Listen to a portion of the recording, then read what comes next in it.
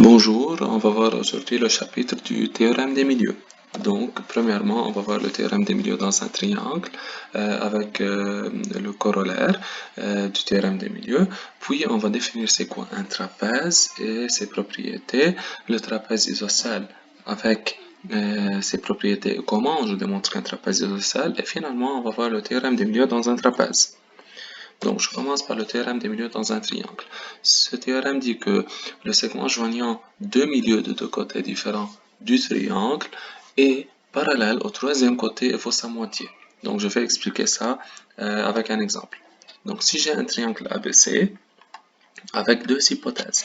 Première hypothèse, I milieu de AB et J milieu de AC. Donc, par hypothèse, j'ai deux milieux de deux côtés différents d'un triangle. Alors, le théorème de milieu dit que le segment qui joint ces deux milieux, qui est IJ, est parallèle au troisième côté. Comme vous voyez, on a utilisé le côté AB, le côté AC, donc le troisième côté c'est BC. Donc le segment qui joint les milieux des deux côtés IJ est parallèle au troisième côté BC et vaut sa moitié, c'est-à-dire IJ est 1 demi BC, ou bien BC divisé par 2.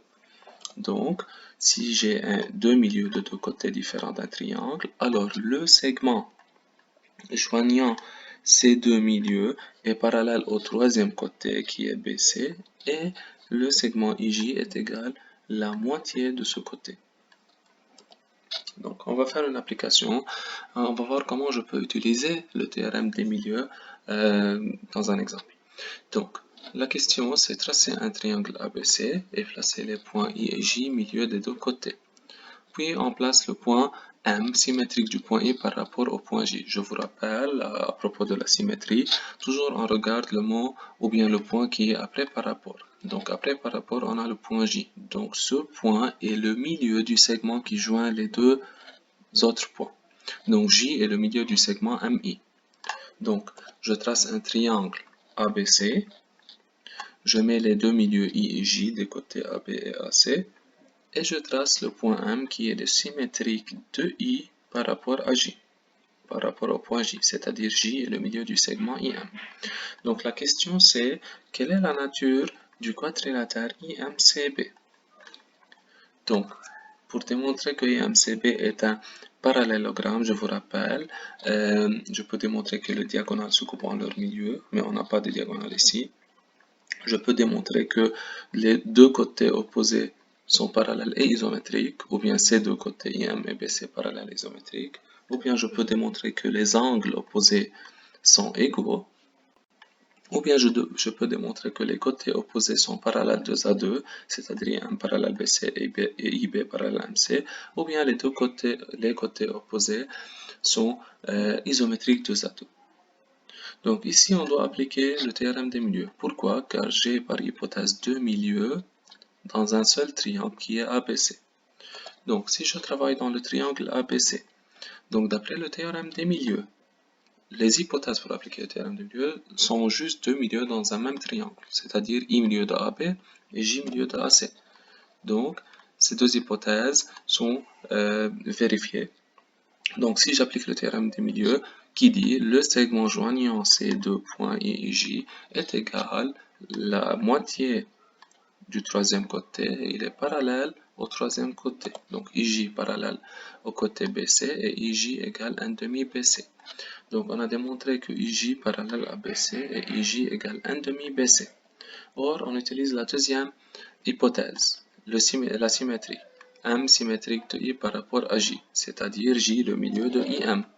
Ça, c'est par effet de la symétrie. Qu'est-ce que ça veut dire J milieu de IM? C'est-à-dire IJ égale JM et égale tout le segment divisé par 2.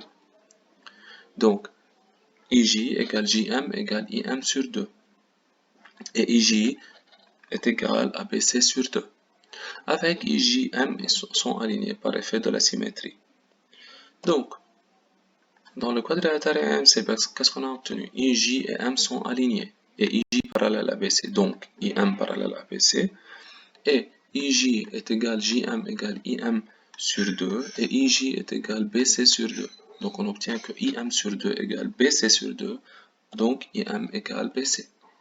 Donc on a obtenu deux côtés opposés, IM et PC, parallèles et isométriques en même temps. Donc, IMCB est un parallélogramme comme ayant deux côtés opposés parallèles et isométriques.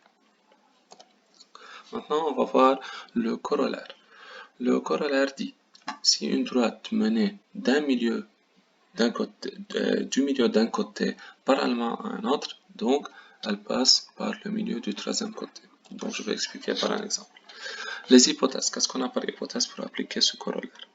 J'ai un triangle ABC, j'ai I le milieu d'un côté, et on a mené une droite qui passe par le milieu du côté AB qui est I et parallèle ABC. Donc le corollaire dit que cette droite, elle passe par le milieu du côté AC. C'est-à-dire J, on a nommé ce point J est le milieu de AC. Donc avant, le théorème des milieux nous donne un parallélisme avec une égalité. Et maintenant, le corollaire nous donne un milieu. Donc ça dépend de la question. Si je veux démontrer que deux côtés sont parallèles ou bien deux côtés isométriques ou bien une relation entre la mesure de deux côtés, je peux utiliser le théorème des milieux. Si je veux démontrer un milieu d'un segment, je peux utiliser le corollaire.